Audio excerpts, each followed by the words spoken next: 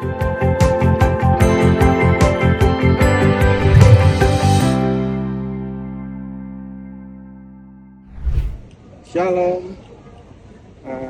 Jemaat GKI Sepanjang.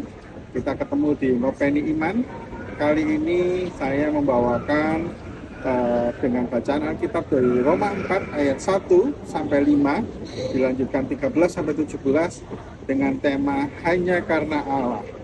Saya akan membacakan bagi Bapak Ibu sekalian di dalam Roma 4 ayat 1 sampai 5 dan 13 sampai 17. Abraham dibenarkan karena iman. Jadi apakah akan kita katakan tentang Abraham, bapa leluhur jasmani kita? Sebab jikalau Abraham dibenarkan karena perbuatannya, maka ia beroleh dasar untuk bermegah, tetapi tidak di hadapan Allah. Sebab apakah dikatakan nas kitab suci, lalu percayalah Abraham kepada Tuhan, dan Tuhan memperhitungkan hal itu kepadanya sebagai kebenaran. Kalau ada orang yang bekerja, upahnya tidak diperhitungkan sebagai hadiah, tetapi sebagai haknya.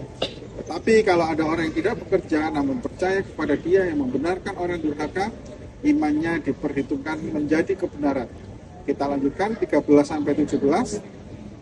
Sebab bukan karena hukum Taurat telah diberikan janji kepada Abraham dan keturunannya bahwa ia akan memiliki dunia, tetapi karena kebenaran berdasarkan iman.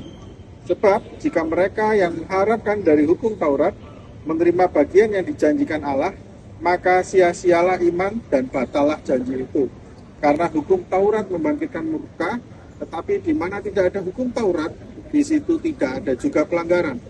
Karena itu kebenaran berdasarkan iman supaya merupakan kasih karunia sehingga janji itu berlaku bagi semua keturunan Abraham, bukan hanya bagi mereka yang hidup dari hukum Taurat, tetapi juga yang bagi mereka yang hidup dari iman Abraham.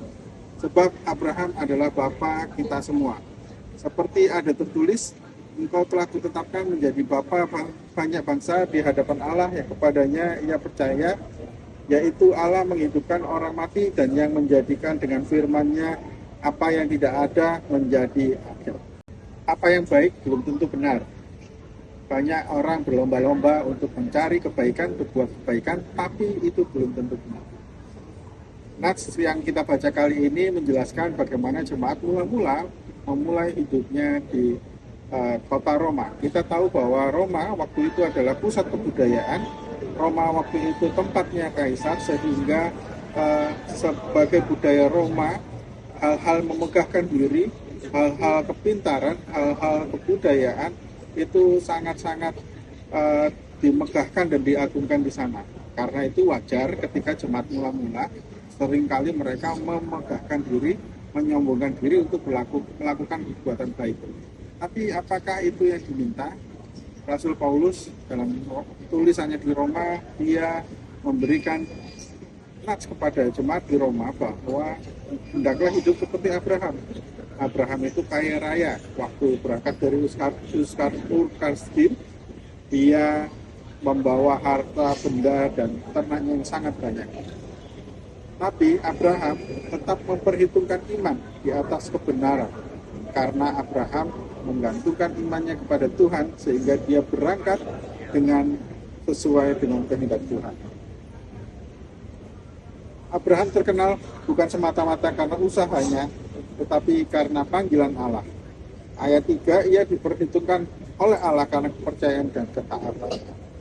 Inilah yang mau diingatkan oleh Paulus, bahwa apa yang dipikir selama ini baik, yaitu mengutamakan kekuasaan, kebanggaan, jabatan, dan diri sendiri belum tentu benar. Karena seperti pengalaman Abraham, hanya Allah lah yang diperbuat Abraham.